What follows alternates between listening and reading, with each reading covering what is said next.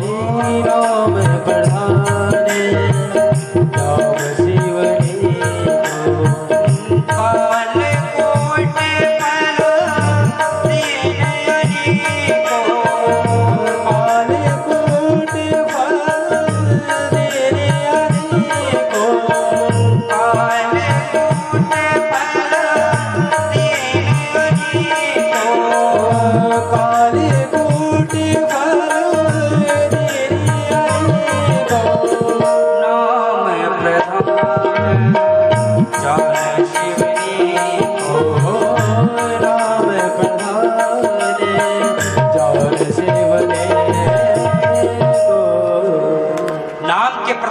विश्व को भी भोलेनाथ ने अमृत तुल्य बना लिया। राम नाम के बीच में ही सारा विश्व को एकत्र किया, इसलिए भोलेनाथ का जो गला था वो बिल्कुल नीला हो गया।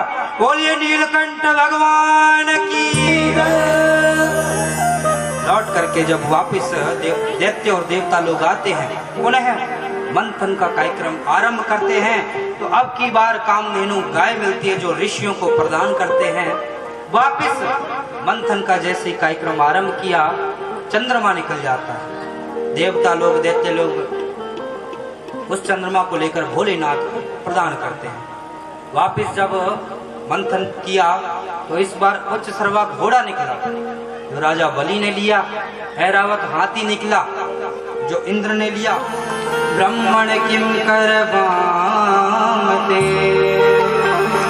ब्रह्म ऋषीणाम तपसाक्षात् मन्ये त्वाम वपुर्धरम्। राजा बलि ने कहा, हमारा स्वागत करता हूँ आपको देखकर ऐसा लगता है कि मानो तपस्या ही मेरे सामने प्रकट हो, इसलिए आपका दर्शन करने के लिए चला आया। राजा बलि ने कहा, महाराज ये बात कुछ जमी नहीं कि आप इतने तेजस्वी ब्राह्मण केवल मेरा दर्शन करने आए हो, ये बात कुछ जमती नहीं। धन्य है महाराज आपके पूर्वज, आपके पूर्वजों को कौन नहीं जानता। हिरण्याक्ष और हिरण्यकश्यप हुए, प्रहलाद के पुत्र हुए विरोचन, जिन्होंने ब्राह्मणों को अपना सर्वस्व लुटा दिया। ऐसे विरोचन के पुत्र राजा बलि तुम हो, तुमने भी अपनी प्रशंसा के अंदर कभी नहीं छोड़ी। बावन भगवान ने जब ये बात कही, राजा बलि ऊपर से नीचे तक देखने लग जाता है। अरे ये बोना सा हमारे पूरे पूर्वजों की हिस्ट्री जानता। राजा बलि ने कहा, महाराज अरे आप आए हैं, कोई ना कोई तो इच्छा जरूर होगी, निसंकोच बताइए। तब बावन भगवान ने कहा, महाराज यदि आप मुझे देना चाहते हो तो दीजिए। क्या? पदानेत्रेण दैत्येन्द्र सम्मतानि पदाम। यदि महाराज आप मुझे देना चाहते हो तो 3 पग भूमि का दान आपसे मैं मांगता हूँ। जिसने हाथ फैलाया उसको किसी के दरवाजे के आगे हाथ फैलाने की जरूरत ही नहीं पड़ी, इसलिए वापस से बदलो, फिर से मांगो। प्रेम से बोलेंगे, पीछे वाले भी बोलेंगे, भाई लोग भी बोल देंगे। जैसे ही राजा बलि ने कहा, महाराज 3 पग भूमि का दान, वापिस से बदलिए, फिर से मांगिए। बावन भगवान ने कहा, महाराज जितनी हमें आवश्यकता हम केवल उतना ही दान लेते हैं, जितनी आवश्यकता है। राजा बलि ने कहा, ठीक है महाराज, मैं आपके भावों को समझ गया। जहां से आपको जमीन अच्छी लगे वहां से 3 पग भूमि का आप दान नाप लीजिए। बावन भगवान ने कहा, ऐसे दान पक्का नहीं होगा। कैसे? कि महाराज पहले संकल्प कीजिए, तब दान पक्का माना जाएगा। अब तो राजा बलि ने कहा, महाराज क्यों मेरी हंसी उड़वाते हो? संकल्प के लिए जब जल हाथ में लूंगा, लोग पूछेंगे क्या कर रहे हो, तो बताना पड़ेगा इन पंडित जी को 3 पग भूमि का दान दे रहे हैं। तो लोग कितना परिहास करेंगे कि इतने बड़े चक्रवर्ती राजा और दान के नाम पर केवल 3 भूमि। बड़ी जब बातें बनाने लगे बावन भगवान, दृष्टि पड़ी शुक्राचार्य जी की। अरे ये बोना है कौन? बड़ी देर से बातें बना रहा है, आज से पहले मैंने इसका कभी दर्शन नहीं किया, कौन है ये? राजा बलि जैसे ही जल हाथ में लेने लग जाते हैं, तुरंत शुक्राचार्य जी दौड़ करके आते हैं और राजा बलि का हाथ पकड़ते। अरे राजा बलि रुको। राजा बलि ने कहा, गुरुजी क्या हो गया? कि जानते हो ये कौन है? कि महाराज जी बावन। कि ना 52 है ना 53। कौन है? ऐश्वर्य रोचने साक्षात कौरवभ्यः कश्यपाददितेर्जाता देवानां कार्यसाधकः।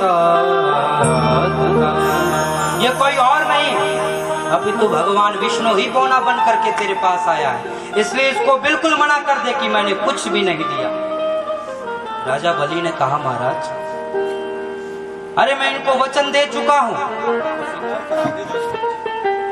और पृथ्वी मैया कहती है कि मैं इतने बड़े बड़े पर्वत श्रृंखलाओं से पीड़ित नहीं हूं कि जितना कि एक झूठे व्यक्ति से मैं पीड़ित हूं।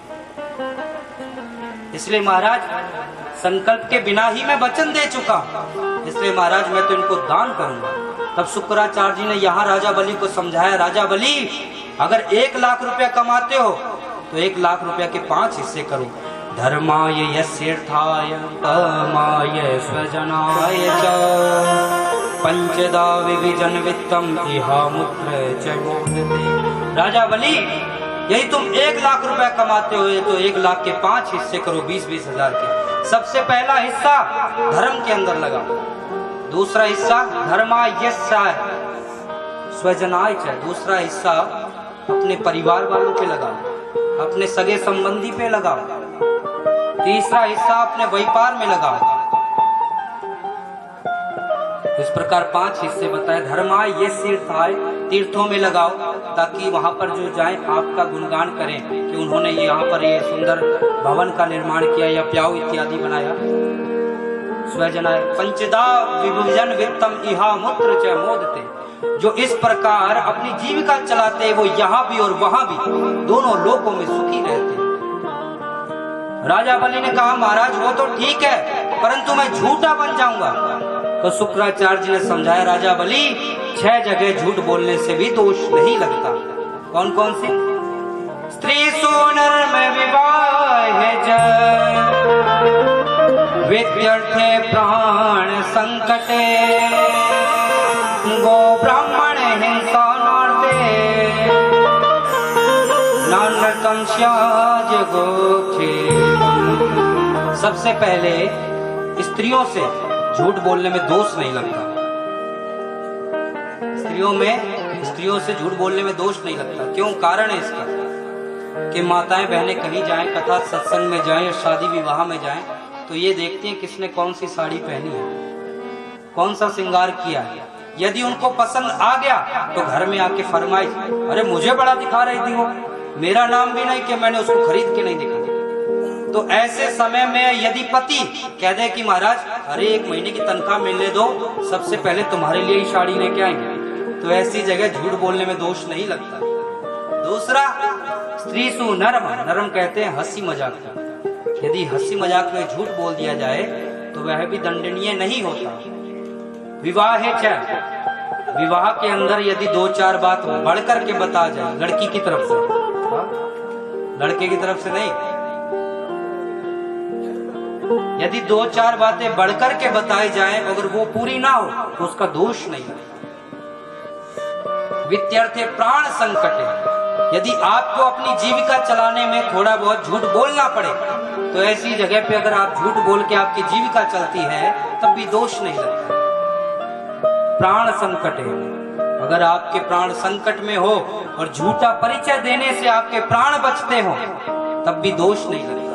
और जहां गौओं की हत्या होती हो ऐसी जगह पर झूठ बोलने में दोष नहीं लगता। राजा बलि ने कहा महाराज मैं तो इनको वचन दे चुका हूं। संकल्प जैसे ही लेने के लिए पात्र आगे किया, शुक्राचार्य जी उसी पात्र की टोटी पर आकर के बैठ जाते हैं। जैसे ही बैठे जल ही नहीं निकला। काफी प्रयास किया तो भगवान ने अपनी कुशा से एक कुशा निकाली आसन से, जैसे ही उस नली पे मारी शुक्राचार्य जी की एक आंख गोविंदाय नमो नमः हो जाती है, फूट जाती है। और जैसे ही जल राजा बलि के हाथों से भगवान के हाथों में देते हैं, संकल्प जैसे ही पूरा हुआ भगवान अपना विराट स्वरूप प्रकट कर देते हैं। बोले विराट भगवान की, विराट स्वरूप प्रकट कर दिया। और एक पग जैसे ही करते हैं तो नीचे का लोक नाप लेते हैं। अतल सुतल तलातल महातल रसातल और पाताल तक भगवान का पैर चला जाता है। जैसे ही दूसरा पैर आगे बढ़ाया तो 7 लोग ऊपर के नाप लेते हैं, भू भुवः स्वः मह जन, और शीर्ष सत्य तक नाप देते हैं। जैसे ही भगवान को सत्य पर पैर रखते हैं, भगवान के अंगूठे से ब्रह्मांड में छिद्र हो जाता है। उसी छिद्र को ब्रह्मा जी अपने कमंडलू में भर लेते हैं। वही जल भागीरथ की तपस्या से इस धरातल पर गंगा के रूप में अवतरित हुई थी। बोल गंगा मैया की जय। अब राजा बलि को बंदी बना लिया भगवान ने कि भाई तुमने तो 3 पग का भूमि का संकल्प लिया, अभी तो 2 ही पग हुए। राजा बलि ने कहा महाराज एक बात निवेदन करना चाहूंगा, क्या कि दान करने वाला बड़ा होता है या दान जो कर दिया हो वो बड़ा होता है? धन बड़ा होता है कि दानी बड़ा होता है? हाँ? जोर से बताओ भाई, और तेज। दानी। राजा बलि ने कहा महाराज एक बात बताइए, धन बड़ा होता है या दानी? भगवान ने कहा भाई दानी बड़ा होता है। कि महाराज अब तक आपने मेरा धन नापा है, लेकिन मुझ दानी को अभी तक आपने नहीं नापा। आप तीसरा संकल्प, तीसरा पग मेरे मस्तक पर रख करके ही अपना पूर्ण कर लीजिए। अब राजा बलि के मस्तक पर विराट भगवान अपना चरण रखते हैं। बोलिए भक्तवत्सल भगवान की।